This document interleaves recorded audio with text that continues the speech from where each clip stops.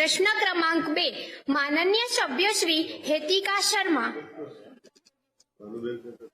नमस्कार माननीय अध्यक्ष श्री, हूँ आपना माध्यमथी माननीय मंत्री श्री ने प्रश्न पूछवा मांगु छूं के प्रधानमंत्री मातृवंदना योजनानो मुख्य हेतु शुं छे अने आ योजना क्यारथी अमलमां मूकवामां आवेल छे?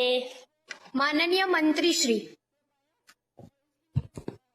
माननीय अध्यक्ष श्री, हूँ आपना माध्यमथी माननीय सभ्यश्रीने जणाववा मांगु छूं के प्रधानमंत्री मातृवंदना योजनानो मुख्य उद्देश्य सगर्भावस्था दरमियान महिलाना वेतनना नुकसान माटे आंशिक वळतर माटे रोकड़ प्रोत्साहन पूरो पाडવાનો છે, જેથી સ્ત્રી પ્રથમ બાળકના જન્મ પહેલા અને પછી પૂરતો આરામ કરી શકે।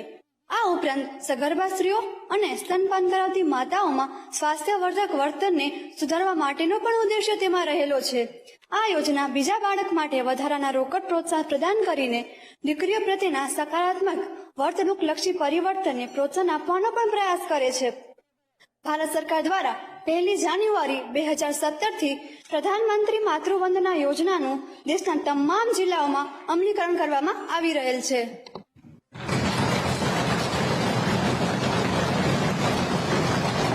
माननीय सभ्य श्री गायत्री सथवारा।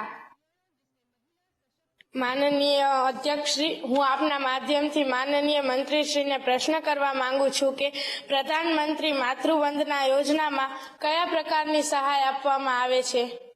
माननीय मंत्री श्री। माननीय अध्यक्ष श्री, हूँ आपना माध्यमथी माननीय सभ्यश्रीने जणाववा मांगु छूं के आ योजना राष्ट्रीय खाद्य सुरक्षा अधिनियम 2013 ની કલમ 4 હેઠળની જોગવાઈઓ મુજબ અમલમાં છે, જે અંતર્ગત સગર્ભા સ્ત્રી અને ધાત્રી મહિલાઓને પોષણક્ષમ નિઃશુલ્ક ભોજન પૂરું પાડવાનો પ્રબંધ કરવામાં આવ્યો છે। તેના દ્વારા બાળક અને માતાના આરોગ્ય અને પોષણ સ્તરમાં સુધારો લાવવાનો હેતુ છે।